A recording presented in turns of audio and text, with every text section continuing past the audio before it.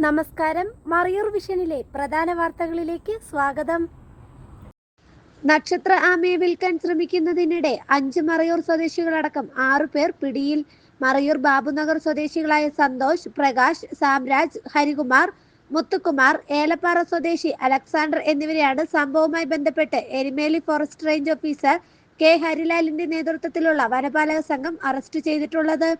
ഇവരിൽ നിന്ന് പ്രായപൂർത്തിയായ നക്ഷത്ര ആമയെ കണ്ടെടുത്തു. ഇന്നലെ രാത്രി 7:30 കുട്ടിക്കാനത്തിനടുത്തു നിന്നുമാണ് ഇവർ വനവകുപ്പ് അധികൃതരുടെ പിടിയിലായത്. രഹസ്യ വിവരത്തിന്റെ അടിസ്ഥാനത്തിലാണ് പരിശോധന നടത്തിയതെന്നും തെളിവെടുപ്പ് പൂർത്തിയായാൽ മാത്രമേ കൂടുതൽ വിവരങ്ങൾ വെളിപ്പെടുത്താനാവൂ എന്നും വനം വകുപ്പ് അധികൃതർ അറിയിച്ചു. 50 ലക്ഷം രൂപയ്ക്ക് മുകളിൽ വില പറഞ്ഞുറപ്പിച്ച ശേഷം ആവശ്യക്കാർക്ക് ആമയെ കൈമാറുന്നതിനായാണ് പിടിയിലായവർ കുട്ടിക്കാനത്തെത്തിയതെന്നാണ് വനം വകുപ്പ് അധികൃതർക്ക് ലഭിച്ചിട്ടുള്ള പ്രാഥമിക വിവരം. നക്ഷത്ര ആമയെ മറയൂരിലെ സർക്കാർ വനഭൂമിയിൽ നിന്നും ലഭിച്ചതാണെന്നും പ്രതികൾ മൊഴി നൽകിയിട്ടുണ്ട് എന്നാണ് സൂചന. ആമയെ കടത്തിയത് വനമേഖലകളിൽ വന്നുപോയിട്ടുള്ള ഏതെങ്കിലും വാഹനത്തിലായിരിക്കാമെന്നും സംശയമുയർന്നിട്ടുണ്ടെന്നും ഈ വഴിക്കുള്ള അന്വേഷണം പുരോഗമിക്കുന്നതായും അധികൃതർ അറിയിച്ചു. അറസ്റ്റിലായവരെ ഇന്ന് പീരുമേട് കോടതിയിൽ ഹാജരാക്കും.